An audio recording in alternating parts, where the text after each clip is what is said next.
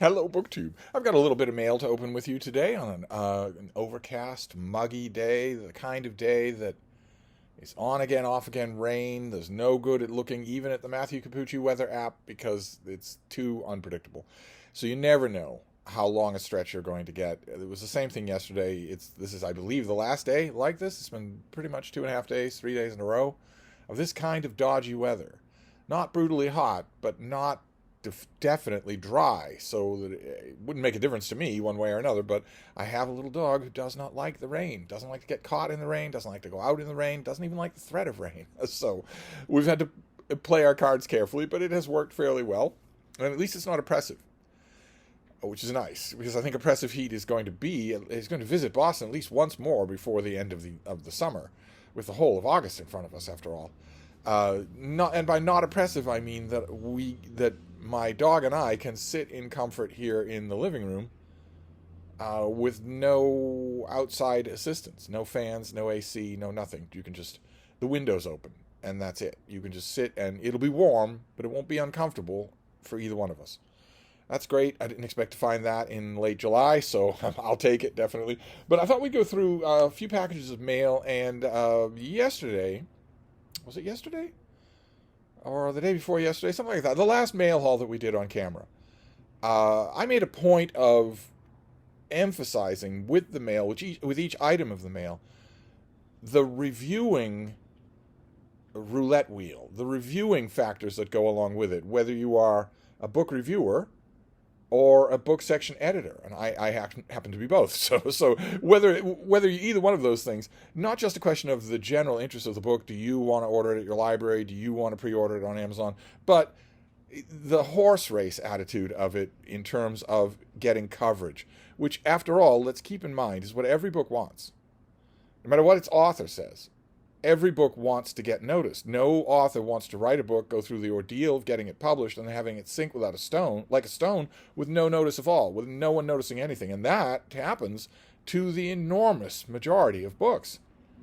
That's why that's why authors pay for reviews at places like Publishers Weekly or Kirkus, because at least that's something. Otherwise, you'd be amazed. Well, maybe you wouldn't be amazed. You know as well as I do how many books are published every month of every year. So I hesitated to do that, and when I said in that last mail haul that that's the way I was going to be doing these things, a couple of you emailed me and said, well, don't you do that anyway?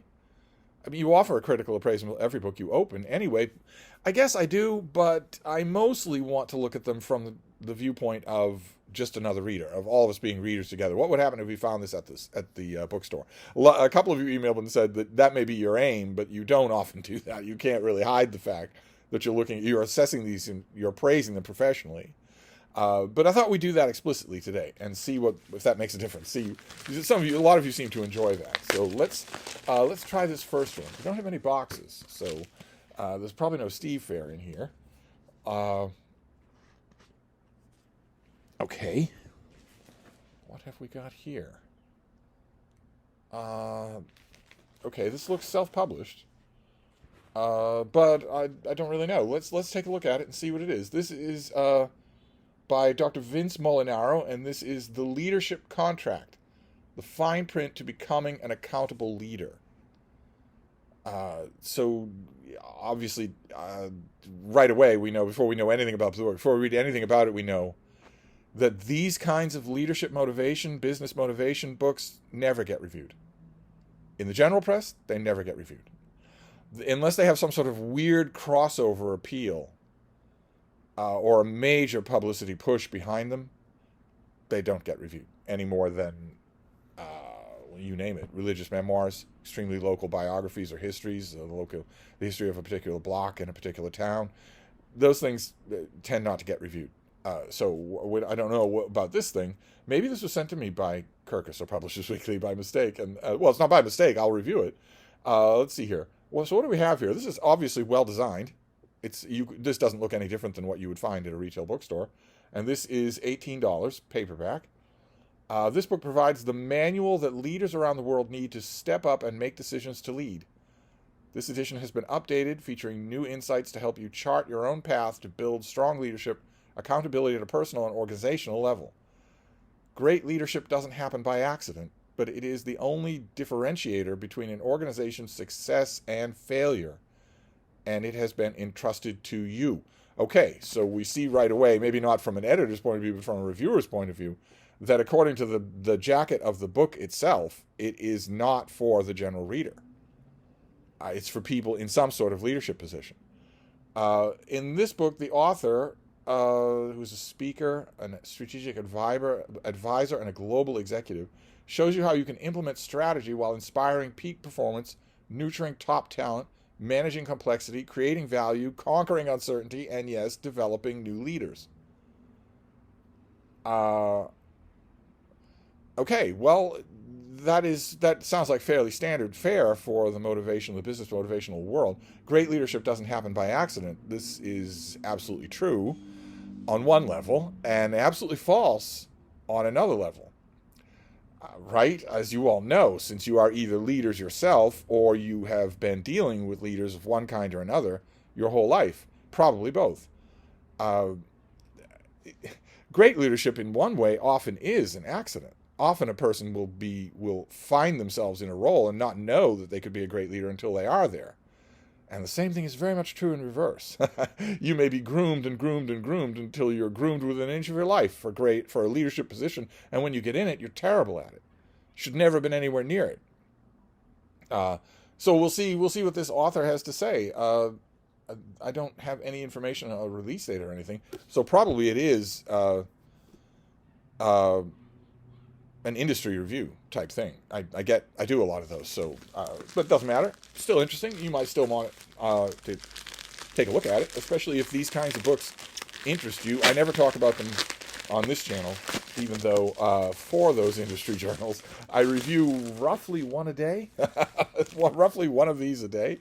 Let's see here. What is this? Oh, great. Okay. All right. This next one does come with a sheet, and this is a known quantity. This author has appeared on this channel many, many times before, and has a huge amount of credit in the bank of Steve. Look at all these blurbs. 2 solid pages, front and back, of blurbs. Good Lord. Yeah, I'm on here a couple of times. Okay, well, I should be. I believe it. I stand by those blurbs. Yeah, I'm all over this. Okay.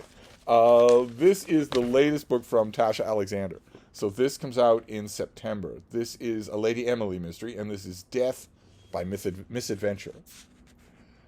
And these are, the pub sheet calls it intelligent and escapist historical murder mystery series. That's absolutely true. And the pub sheet points out that the series has taken us everywhere in the Victorian world. So Constantinople, Normandy, Venice, Paris, the French Riviera, St. Petersburg, Greece, high society London, the English countryside, Egypt, the Scottish Highlands. And now readers are transported to a lavish villa in the Bavarian Alps. Okay. So Lady Emily and her husband, Colin Hargreaves, are invited to the opulent home of Baroness Ursula von Duchtel in the Bavarian Alps. Outside is a mountainous winter wonderland with a view of Mad King Ludwig's fairy tale castle. Inside, the villa hosts a magnificent but eclectic art collection, as well as an equally eclectic collection of fellow guests, among them a musician, an art dealer, a coquette from the demi-monde, and Caspar, the Baroness's boorish son-in-law, whom it begins to appear someone wants dead. So it's a country house murder mystery. It's just in a gigantic Bavarian chalet. Almost 40 years earlier, Niels, the young German lord, sings to himself in the forest surrounding these same Alps, capturing the attention of a not yet mad King Ludwig. Niels and the king become fast friends, their relationship deepening into something more as their time together stretches on. This is going to be partly about King Ludwig. He's a fascinating figure. But while King Ludwig is content to live out of fantasy where their responsibilities don't matter and the outside world doesn't affect them, Niels knows their bliss cannot last forever. Okay, is this going to be connected with the Baroness's boorish son-in-law somehow? Decades later, Emily continues to investigate Caspar's increasingly lethal mishaps when tragedy strikes, ensnaring the guests in a web of fear and suspicion. Oh man, I love this author so much. I love this author so much. She can do no wrong. She has the incredible talent for picking out plots like this. Fantastic. All right, well, I have been to every one of her locations. I've spent an enormous amount of time in the Bavarian Alps, so bring it on. This is September, so I don't have to worry about it. I probably won't look at this until I get the finished copy in September. But in terms of a mainstream review, I love this series. I love this author. If you like reading murder mysteries and you haven't found this series, go to the first one. What's the first one called? What's the first Lady Emily mystery? Are you going to tell me? I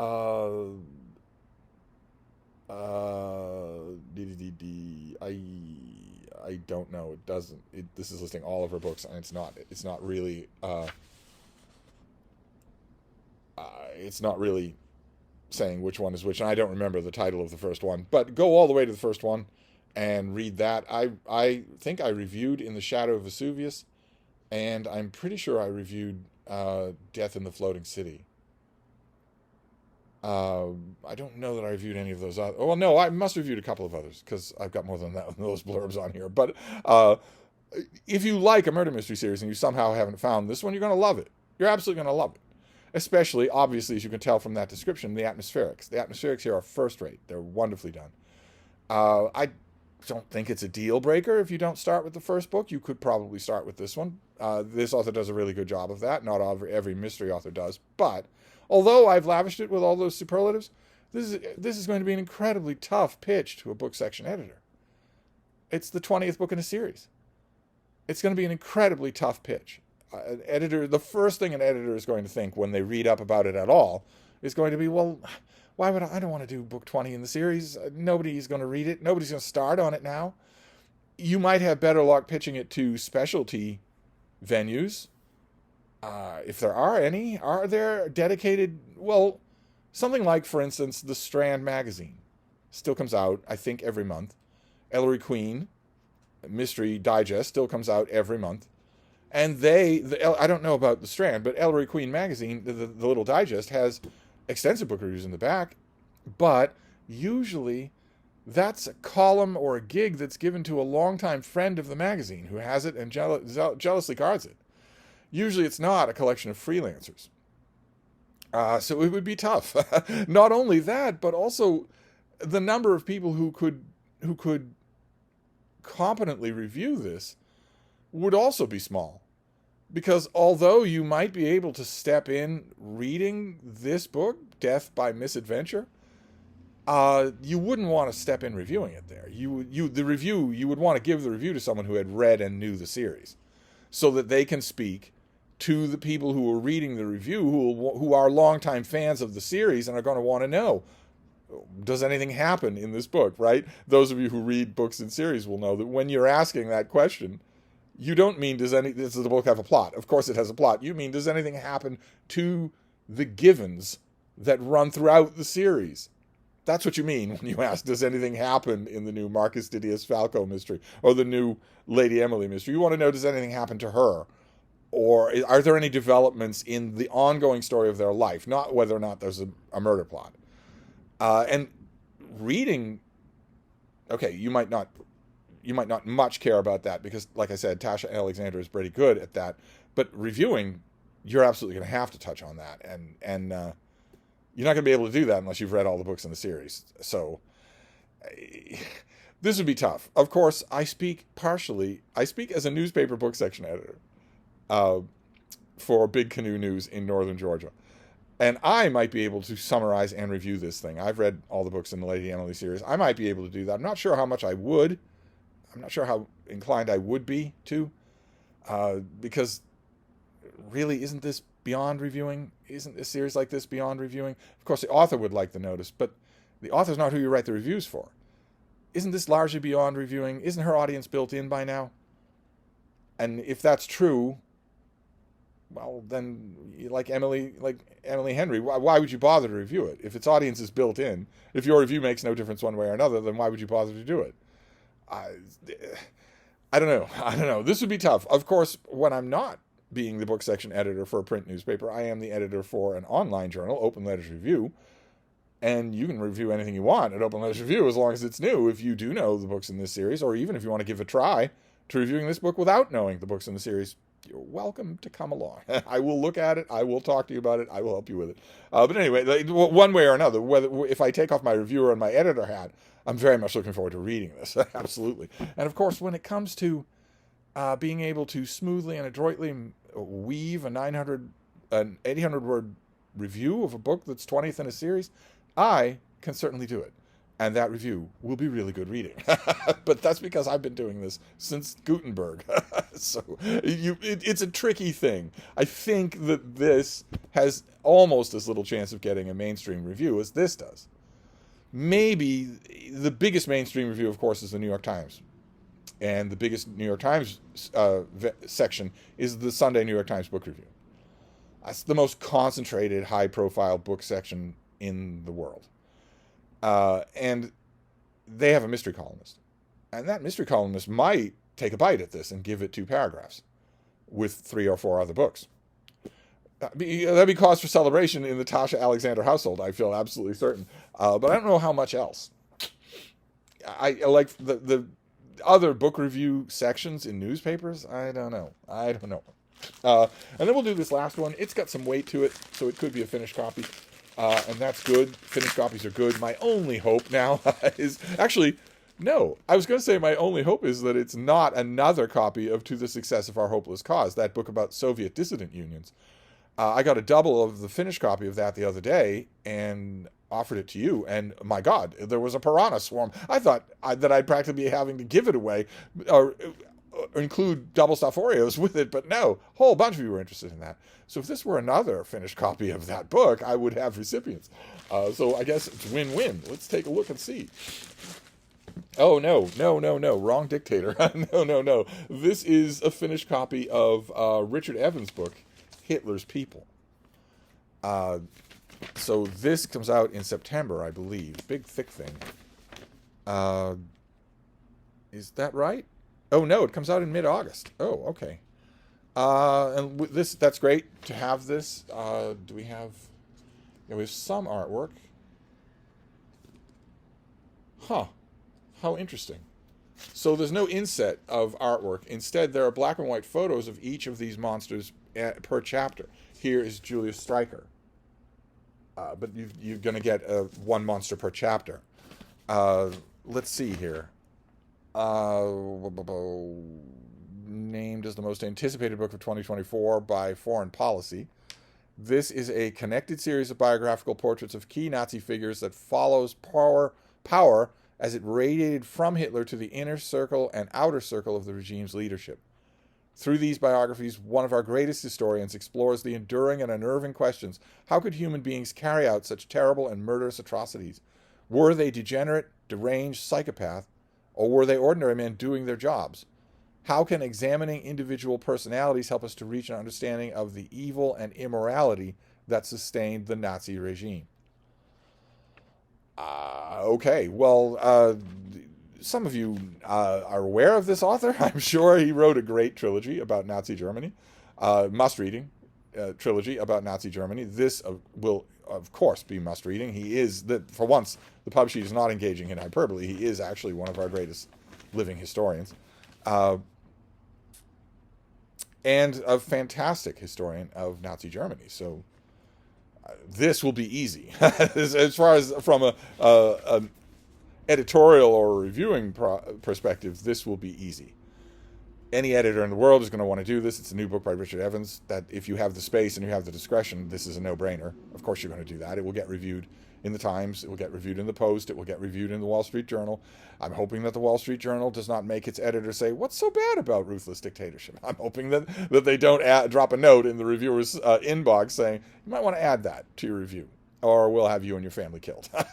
So, it'd be nice. It's a little bit disconcerting. A majority of the people in this country are reading this as a collection of heroes, stories that you would read to your kid. So that's a little disconcerting. And of course, the Wall Street Journal is A-okay with that. I'm counting on being the house organ of that kind of power if it ever materializes. But it's not just that. It's all the other papers. I don't want to call them B-list papers. Some of them are quite good, but those are the big three, and everybody else is going to do this as well. I don't know how much they will, but they will. Anyone who has a regular book section, the problem is that once you get below the Times, the Journal, and the Post, the amount of regular books coverage almost disappears. It almost simply disappears. It almost doesn't just dwindle, but simply vanish, which is a really bad state for things to be in. But I guess I understand it. There are probably only 100,000 serious readers in the country, in a country of 350 million. So I just don't like it. That's all. So you've got the big three at the top, and then you've got the New York Review of Books. They will certainly review this. Who will they get to do this? I don't know who they will get to do this. If it by anybody else, they get Richard Evans to do it. It'll be another World War II doyen that they'll get to do this, and they'll do it at great length, I'm sure. Anybody else? Harper's, maybe. Atlantic, maybe. The Nation, maybe. New Republic, maybe. I think it would be a real strong contender on all of those places because Evans is known. His Nazi Germany trilogy sold like crazy in hardcover and in paperback. So he's known. That this would not be a hard pitch to do to those places. But newspapers?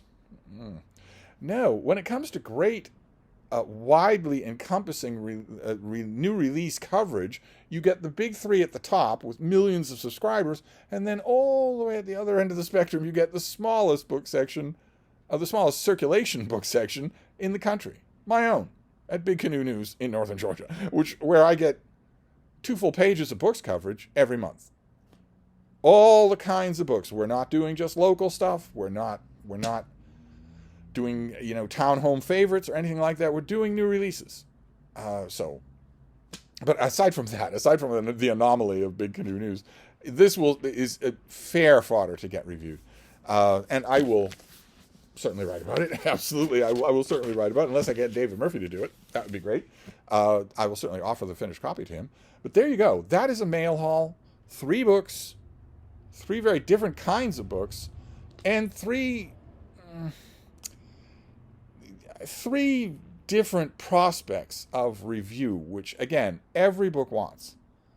No one goes to the bother of publishing a book and is indifferent to whether or not it gets any kind of reception. That is not true. That does not exist. You don't publish a book and not care whether or not people read it. And with this, this is a huge, huge combine of publicity, of a publicity department behind it. So print ads, radio ads, he'll do the full circuit of wherever he can go for events. The pub sheet does not list his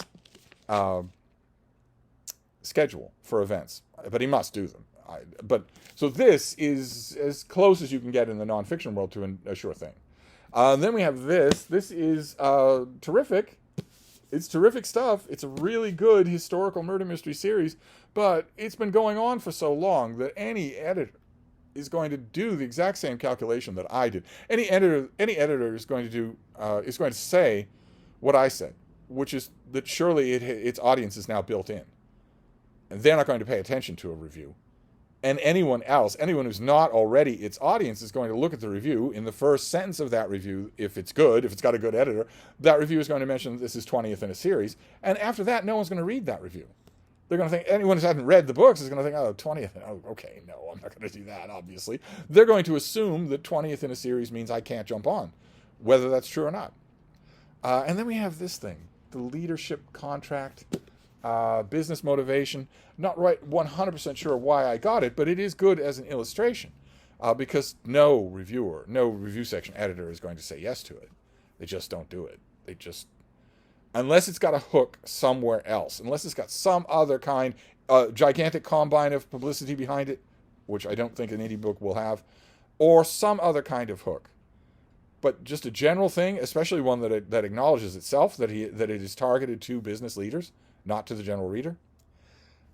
I doubt it. You will get, if the author knows what he's doing, he'll solicit a bunch of industry reviews.